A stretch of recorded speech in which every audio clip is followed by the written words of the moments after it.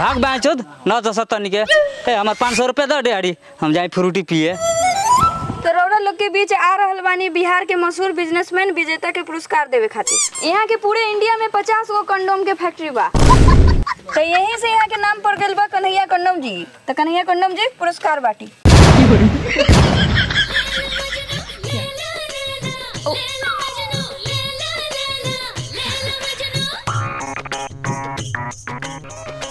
सर हई बिजली लगतिया एकरा में सटे मत ना तो करंट मार दी तो जाए के पड़ी हॉस्पिटल। चुप सरवा छाता उभरले रहो बुतइए मत देह में पूरा गनगनाहट धइले बा हमरा। सर जल्दी पुरस्कार बांटिए, हमरे बॉयफ्रेंड का फोन आ रहा है, हमको मिलने जाना है। क्या जी मस्त आपका ढूंढी है। ये क्या बदतमीजी है सर? मेरा लंड बदतमीजी है। आपको पता नहीं हम कौन है? इंडिया के नंबर 1 बिजनेसमैन कन्हैया कंडम जी। कुछ भी कर सकते हैं किसारे पे। हाँ पता बा, जितना मौगाई रौरा काम में बा उतने मौगाई रौरा नाम में बा। ई कौन नाम है? कन्हैया कंडम जी। तू बहुत बोला तारू, ऐसा मारम छाड़ा कि सीधे जाके गिरबू तरवारा। सर जी हमरा पुरस्कार मिली नु, बहुत बढ़िया कबड्डी खेलौले बानी, तनिको गाल गोल नहीं खेलौले। आ जिन गाल कोले बड़ा नु उनकर खरम ले जाके गाड़ मरले बानी। हाँ बाबे पुरस्कार आओ हमार झटिया ले जा। सर हम आवत नहीं। ए नते बेटा को घंटा लगाई हो पुरस्कार देवे में? ए ज्यादा मत बोलो, वो बिजनेसमैन हो, कुछ करवाइयो दी।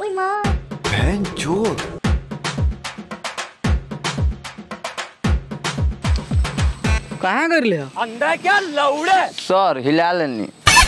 अब अक्सर तमरा मुड़िया में काहे पूछ ले हरी? बड़ी मजा आइल लेकिन हिलावे में। मुड़िया में थोड़ा सा और लगा लेनी। सर जल्दी से दीजिए ना, भूख लगा है, सुबह से नहीं खाए हैं। काजी रउआ भूख लगल बा? ना हमरा ना लगल बा भूख। हमरा लगल बा। अच्छा ठीक बा, चलिए हमरा सर जी के गाड़ी में खाना बा खा लेम। ए हमरो के भूख लगल बा, हमरो के ले ले चली। ओई मां। हाँ तो रउआ चली, रउआ काहे बाकी रहा? सर हम लोग खाना खाने के लिए आए हैं, आप ये क्या कर रहे हैं?